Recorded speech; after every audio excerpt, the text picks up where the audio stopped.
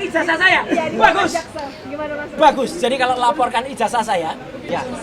Tentu teman-teman menunggu dan juga tadi sudah ada sempat menanyakan apa kira-kira isi kesimpulan kita, ya. Tentu kesimpulan kita adalah kita susun secara cermat betul.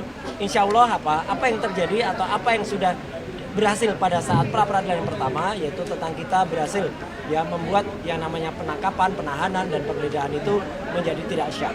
Nah itu akan kita ulangi lagi insya Allah pada saat pra peradilan yang kedua ini, yaitu apa? Pencantuman pasal 32 Undang-Undang ITE ayat 1 itu insya Allah juga tidak sah. Karena apa? Karena ada beberapa fakta di persidangan yang sudah terungkap. Yang pertama adalah ketika pada sidang pra-per yang pertama itu jelas betul keterangan dari ahli waktu itu, maaf saya sebut namanya Pak Aristo Pangaribuan, itu malah menyatakan penangkapan, penggeledahan dan kemudian penahanan itu cacat formil. Hal yang mirip sebenarnya terjadi juga kemarin, ya ahli yang dihadirkan, kalau saya tidak salah namanya Profesor siapa Effendi, ya dari Universitas Riau, itu tidak tahu menahu soal undang-undang ITE dan tidak tahu mana bedanya dokumen elektronik, termasuk bahwa dokumen elektronik itu harus bisa diakses, tidak hanya sekedar dicetak. Dia sama sekali tidak tahu, bahkan dibacakan beberapa putusan MA oleh kuasa hukum kami, salah satu Mas Gabung Haji, dia berkata belum membaca. Seorang ahli kok belum membaca apa-apa, ini repot. Bahkan dia mengatakan keterangan dia bisa jalan terus tanpa ada saksi. Ini fatal banget. Harus ada saksi fakta yang kemudian melihat saya melakukan tindakan yang melanggar Undang-Undang nomor 32 ya, Undang-Undang nomor 11 tahun 2008 khususnya di pasal 32 itu yang saya merusak. Dan ini sudah dibuktikan sehari sebelumnya ya, ketika pembuktian dari kami, ketika hakim setelah cerdas, secara smart betul ya, Pak I Ketut dan Pak Wan kemudian malah mengakses sendiri ya dokumen milik Dian Sandi Utama pada akun X Dian Sandi Utama yang diposting pada tanggal 1 April 2025 dan diakses dari komputer milik Pengadilan Negeri Jakarta Selatan dan ternyata masih bisa diakses tanpa ada kerusakan sedikit pun. Artinya ini sudah 180 derajat membantah ya pasal 32. Karena pasal 32 itu adalah kalau saya mengakses data itu, kemudian saya membuat kerusakan di data itu, apalagi kalau saya mencuri, kemudian mengunggahnya kembali. Fakta yang lain, saya tidak punya akun untuk melakukan itu. Apa yang kita lakukan adalah melakukan analisis. Dan analisis itu dilakukan bukan di podcast saya, bukan di akun saya, tapi justru di media massa. Ya, milik televisi, yang itu harusnya juga diperiksanya kena dengan harus melewati undang-undang pokok pers dulu atau misalnya undang-undang penyiaran terlebih dahulu. Nah, yang terakhir yang ingin saya sampaikan, satu fakta menarik, saya juga sudah bersama dengan Mas Gafur, kita juga meneliti, alhamdulillah kami sudah membaca berkas-berkas yang kami terima secara resmi, berkas dakwanya, dan di situ sudah ada keterangan dari Dian Sandi juga, ya, yang sempat diambilkan. Dan ternyata, nah ini yang menarik, di situ terungkap bahwa Dian Sandi bukan satu-satunya yang mengupload itu. Dian Sandi bukan satu-satunya yang mengupload ijazahnya Jokowi. Ya, kalau itu tidak diakui oleh Jokowi, berarti sebenarnya itu adalah ijazah yang sudah diumbar ke publik.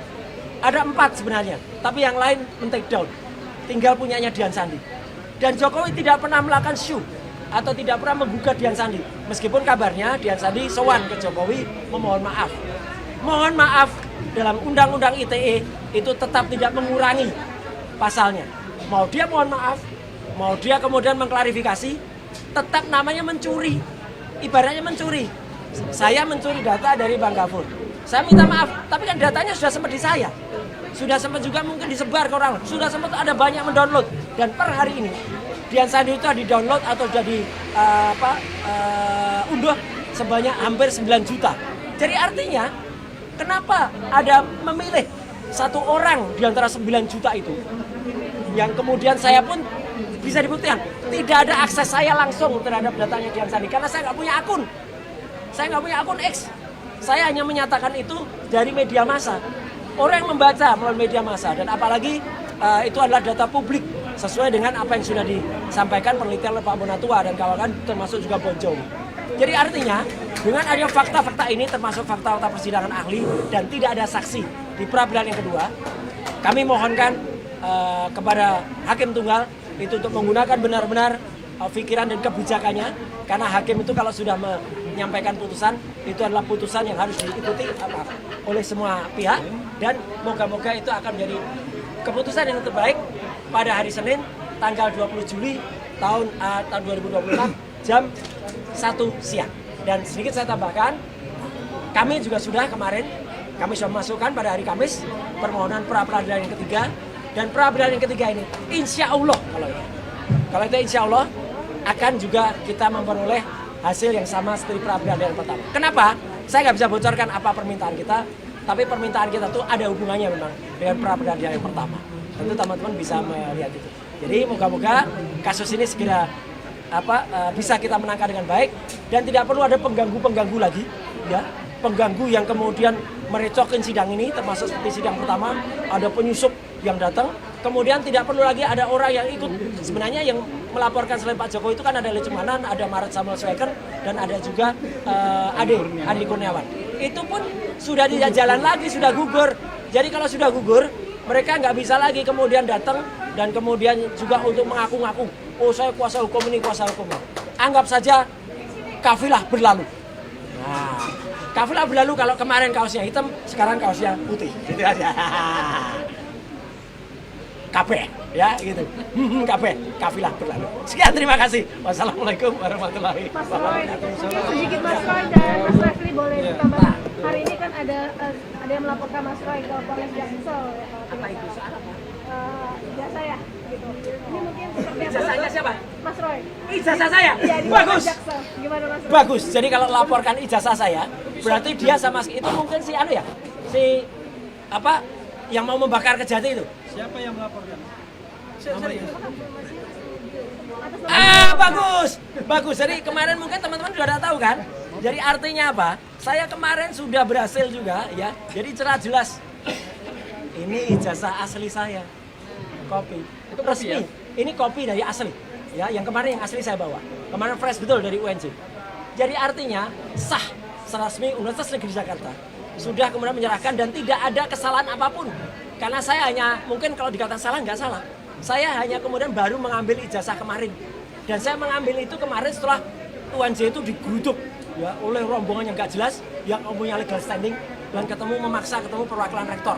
Ya. Dan saya diterima oleh wakil rektor kemarin dan beberapa profesor, dan itu nanti ada rekamannya semua apa yang kita obrolkan kemarin. Jadi kita tunggu saja ya apa yang dilaporkan itu, dan maka konsekuensinya adalah mereka yang melaporkan kalau tidak terbukti harus tanggung jawab. Dan sekali lagi ini saya tunjukkan, kemarin mungkin belum saya tunjukkan.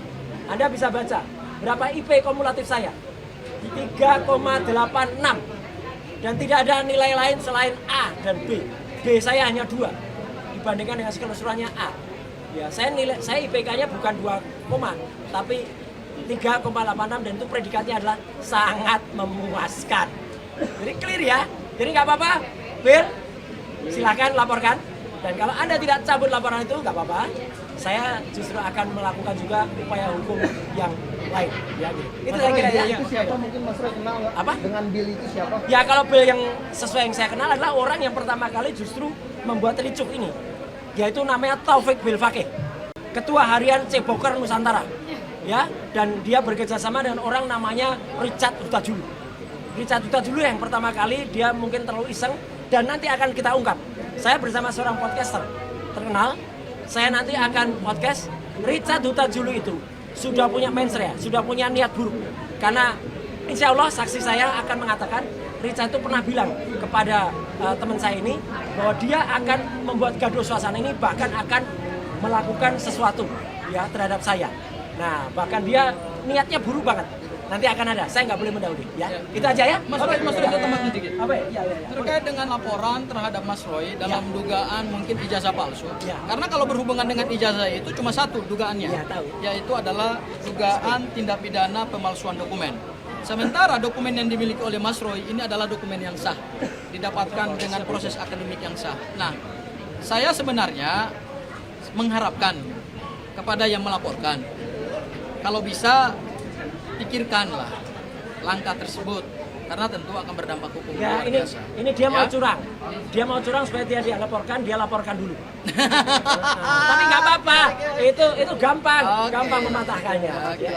Mungkin Pak Refli atau kemudian yang kedua Mas Roy begini, atas laporan tersebut tentu kami sebagai tim kuasa hukumnya Mas Roy kalau memang dipaksakan naik terus, ya sudah akan kami hadapi. Oh iya. Dan tentu untuk membela kepentingan hukumnya Mas Roy di bawah koordinator Bang RH, tentu kami akan juga mengambil langkah-langkah hukum. Ya. Begitu ya Bang RH Kita ya. tunggu pasal di apa, dan pasal nggak boleh dilaporkan balik adalah kalau pasalnya adalah sama.